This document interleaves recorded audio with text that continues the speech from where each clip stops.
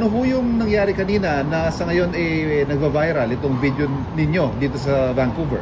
Actually, gumagawa sana kami ng reels para dito sa event na kung saan bumisita ang ating Pangulo sa Canada. So gumagawa kami ng reels, tapos may lumapit sa amin na Pilipino. So ngumiti ako, tinanong niya ako si Yussi Claire, sabi ko, yes. At doon, sinasabi niya na, sumigaw na siya, you ask your president to resign. So, kinuyog na kami, samantalang, kung tutuusin, kami nagtatrabaho. Hindi kami nagbabakasyon dito. We're just doing our job, pero nahinto yun. Hindi na kami nakapagtapos ng aming pag-shoot ng reels dahil nga may mga Pilipino ganito yung ugali. Pero hindi ko alam kung saan sila grupo, pero yung naratibo nila, yung tipong BBM resign. Yung naratibo nila ay maleta. Yung naratibo nila magnanakaw. So, at sinabihan ako na pangit. Sabi at sinungaling. So, nung sinabi nilang pangit daw ako, feeling ko sila yung sinungaling. So, may mga ganyan tao. May freedom of expression tayo, pero hindi naman kailangan maging bastos. Pilipino kayo, hindi naman ganyan ang ugali ng mga Pilipino eh. How did you feel about that, Yusek? Did you feel threatened at any point?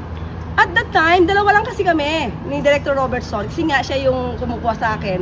Siya yung kumbaga, sa kanya yung hawak yung camera. So, threatened. Siguro in a way, kasi dalawa lang kami. Hindi ko alam kung mananakit sila or what. Kasi parang, siguro yung grupo naman nila, parang kung sino man yung idolo nila, parang sanay sa violente. Yung pagiging violente. So, syempre hindi namin alam. Buti na lang, thank God, na pagtawid kasi namin, hindi namin alam na may mga police officers. So, pagtawid namin, so, kinausap na namin sila kasi sumusunod sila eh. Diba? So, pero, kung ganyan talaga ang magiging ugali ng Pilipino, hindi kayo uunlad. So, kawawa pa rin kayo. Yan po si BBM.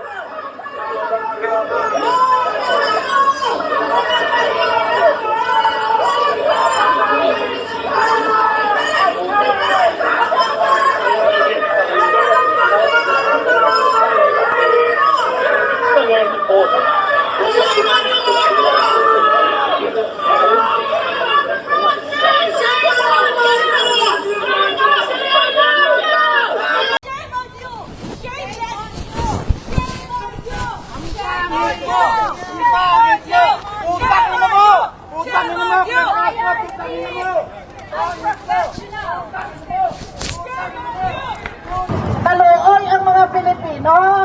Shame on you, Claire, anti-Claire. Ninyo ang kwarta sa flood control. Shame on you, anti-Claire, anti-Claire.